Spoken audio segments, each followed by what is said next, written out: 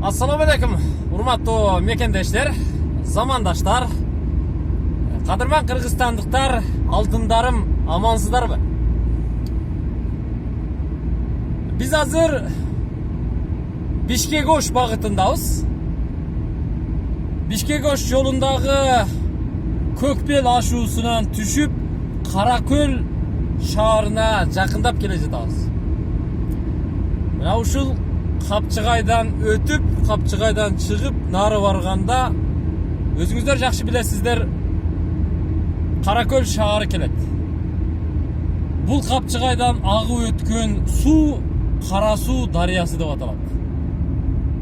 Чоң эле суу, кара суу.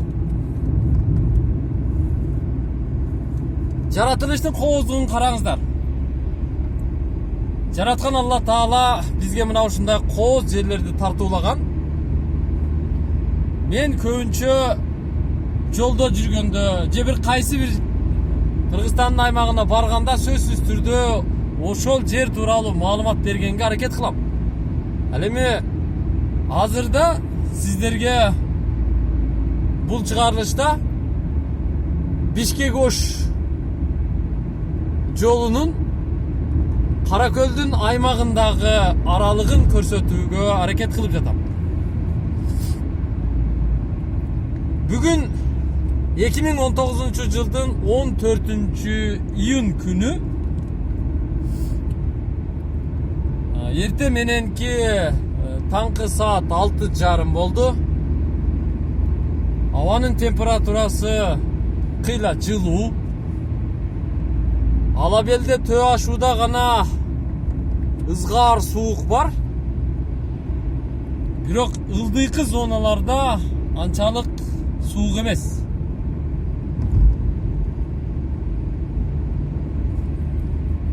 Кышында ушул жерлер көкмөк муз болот. Абайлап айдабаса кырсыкка кабылып калышың толук мүмкүн. Кудай баарыбызды кырсыктан сактасын.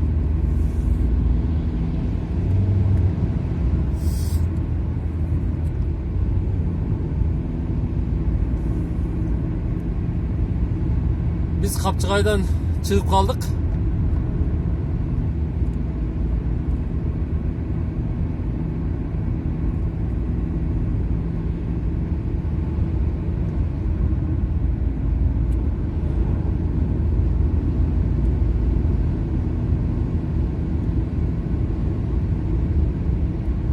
Азыр мына жерде көпүрө бар. Көпүрөдөн өткөндө анан айыл башталат.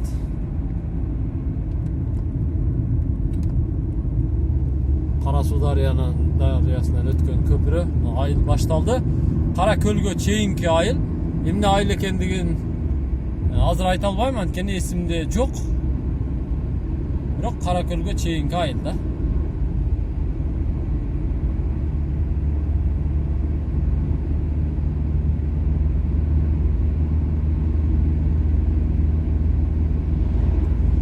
Biz bir жумага жакын 5-6 күн Бишкек шаарында болдук. Жумушубузду уланттык, жумушубузду ошол жакта жасадык. Сиздерге маалымат бергенге аракет кылдык. Бизден ыраазы болсоңуздар болот, батаңыздарды бериңиздер. Ак жол каалап коюңуздар, ак жол тилеп коюңуздар.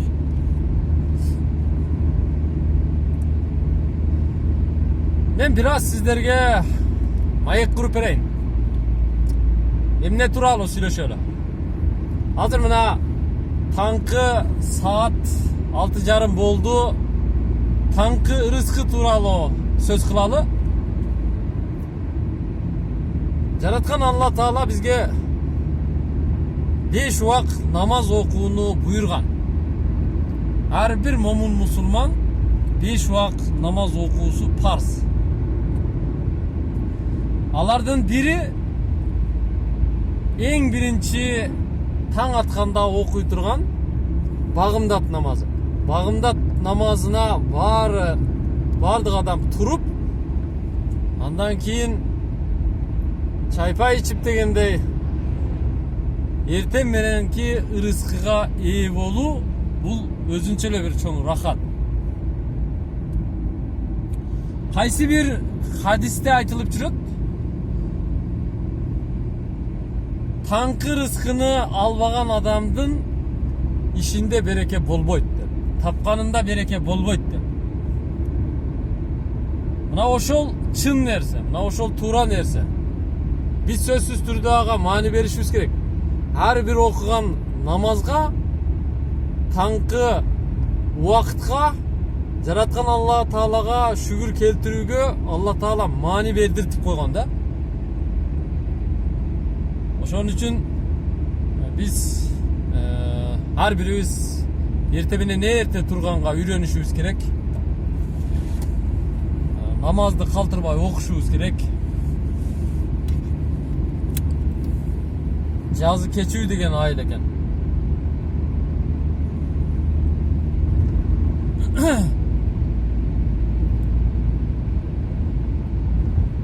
Тамактар дагы ооруп калыптыр, муздак суу ичип кече.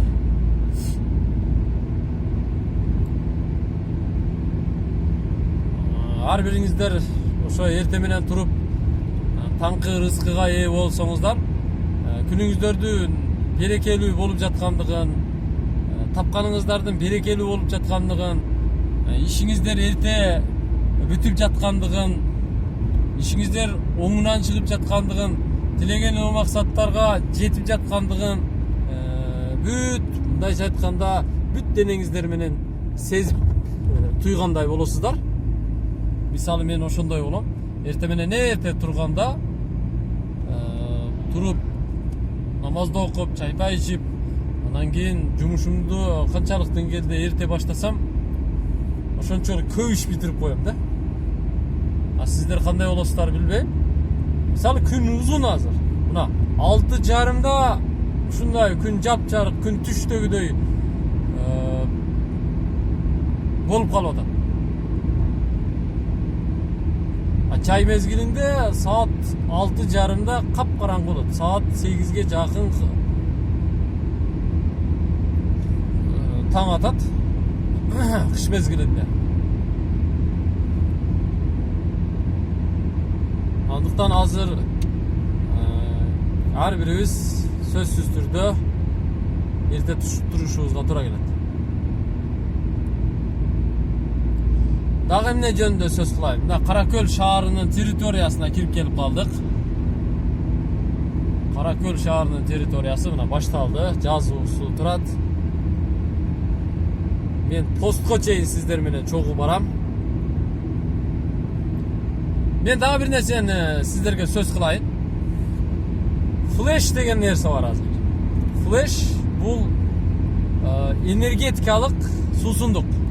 Өзүңүздөр жакшы билесиздер, араңыздарда кимдер унаа айдап жүргөн учурда, же болбосо жөн эле башка бир учурда Кока-Коланын ордуна, же болбосо башка суусундуктун ордуна ушу флеш нитро деген энергетикалык суусундуктарды ичесиздерби? Ал сиздерге канчалык деңгээлде пайда алып келет, канчалык деңгээлде зыян алып келерин билесиздерби? Эгерде билген болсоңуздар, сөзсүз түрдө комментарий жазып коюуну суранат элем. Биз бири-бирибиз аркылуу гана көп нерсени үйрөнүшүбүз керек деп ойлойм. Мисалы мен флеш деген нерсени көп деле иче бербейм.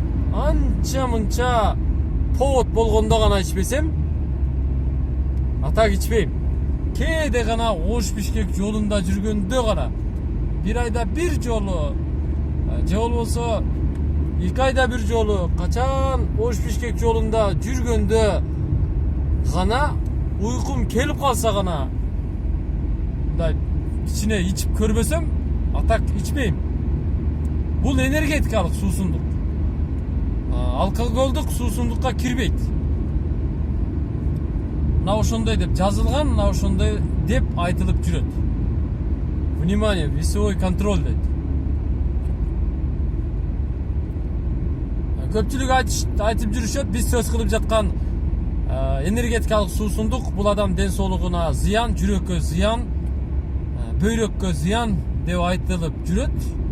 Эми анын канчалык деңгээлде туура экендигин мен азырынча билбейм. Убакыт көрсөтөт, же убакыт көрсөтүп жаткандыр. Biz Karakөл şaharına girip gelip kaldık. Alыста жүргөндөр барбы? Ким чет өлкөдө болсо сөзсүз түрдө кайсы өлкөдө кайсы шаарда эмне иш кылып жүргөндүгү тууралуу комментарияга маалымат жазып койсо кубанычта болот элек. Анткени мен ушул чыгарылышты адамдар кайсы жактан, биздин подписчиктер кайсы жактан көрүп жаткандыгын билет элем. Дагы да болсо сиздерге маалымат жеткирүүгө аракет кылат элем.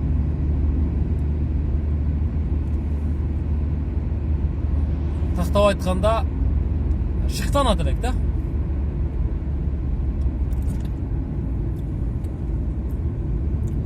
Karakөл шаарындабыз.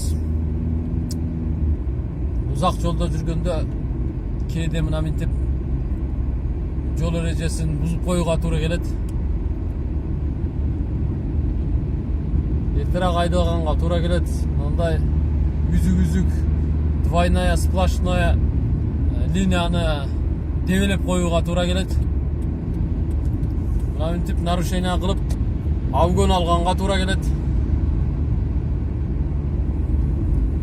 Karakөл шаары. Мен кайсы бир жылдары Karakөл шаарына экскурсияга келип, Karakөл шаарынын ортосунда көл бар экен.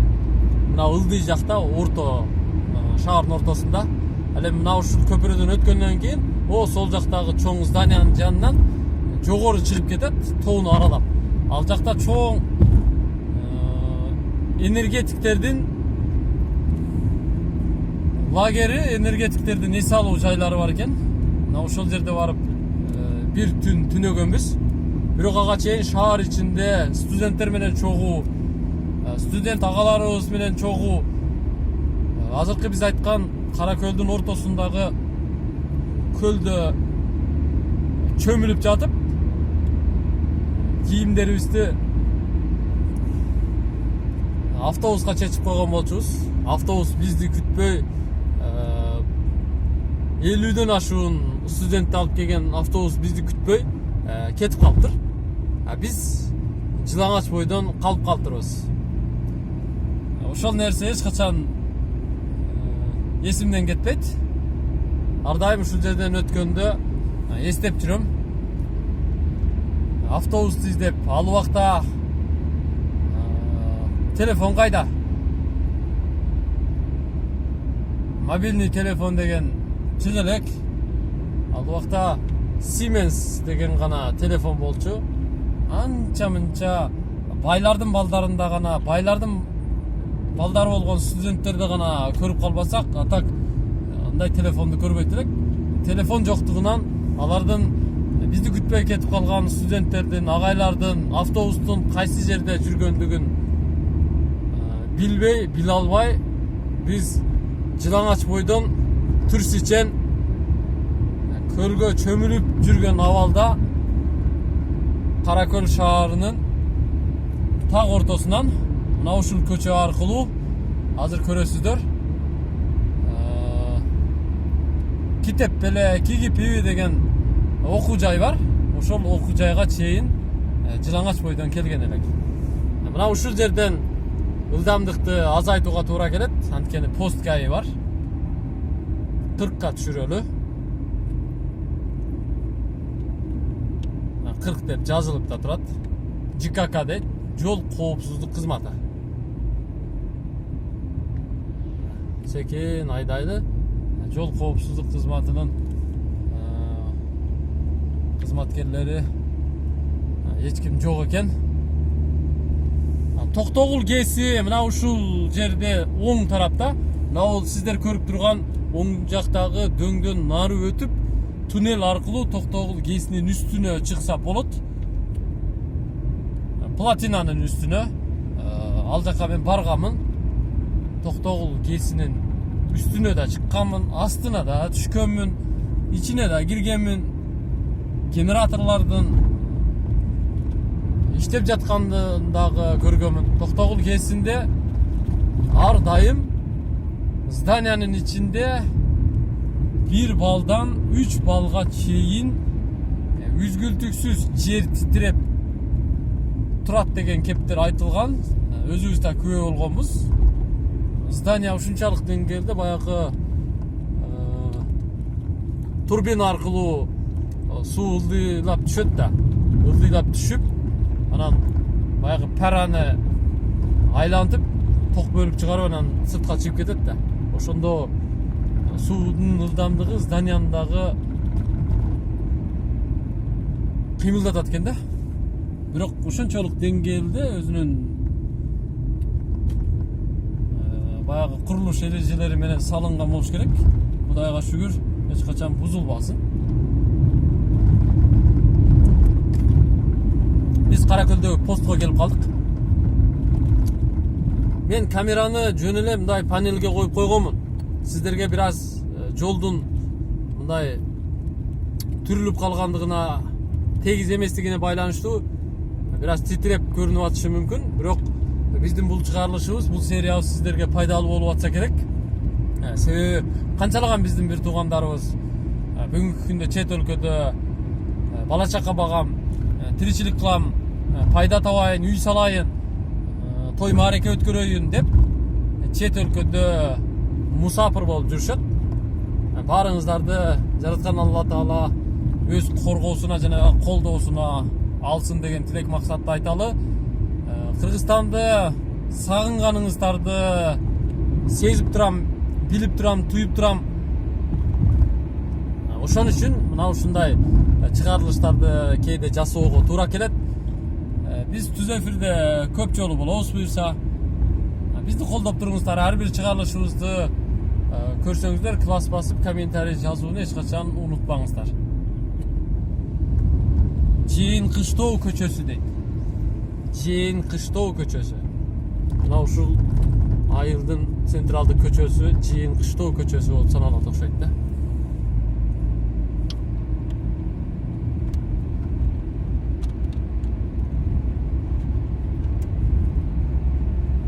Так, биз постко жакындап калдык. Жолго Сосновкадан посттон кирип жатканда 45 сом төлөгөмүн. Бул жол акы. Ошол квитанцияны издеп табайын. Азыр посттон көрсөтүүгө туура келет. Так, чөнтөк деген алдык. Постко келип калдык. Азыр посттон көрсөтүп, анан чыгып кетебиз буюрса. Мына Оштон Бишкекке келе жаткан багыт менен багытта мына посттон өтүп, КамАЗистер бүт айдоочулар ушул жерде токтоп, эс алып, уйкусун кандырып, курсагын тойгозуп, анан жолуну улантат. Так, мына постко келип калдык. Стоп дейт, стопко токтойлу. Так, стоп линияны баспайлы, кайра жолубузду улантайлы. Мына заманбап кылып койгон. Мына жерлерде светофорлор турат. Камера наблюдение тартып турат. Оң жакта таблону караңыздар.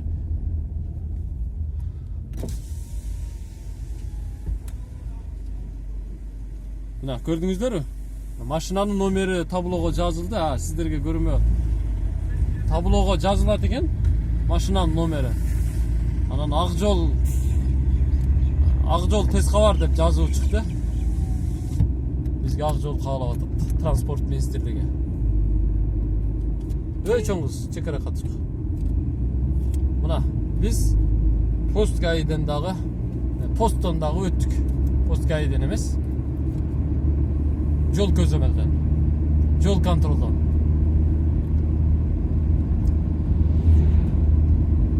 Токтобой эле кете берели, анткени эфирибизди улантабыз.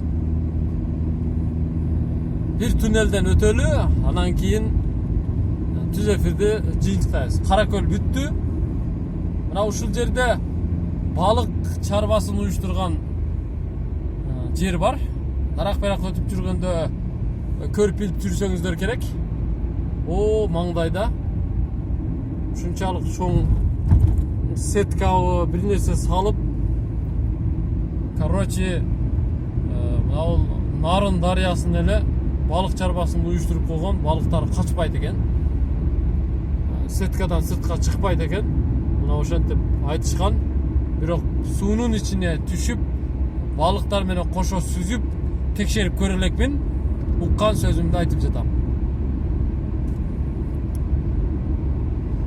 Жараткан Алла Таала бардыгыбыздын билип билбей кылган чоң кичине күнөөлөрүбүздү өзү кечирген болсун, тобаларыбызды кабыл кылган болсун.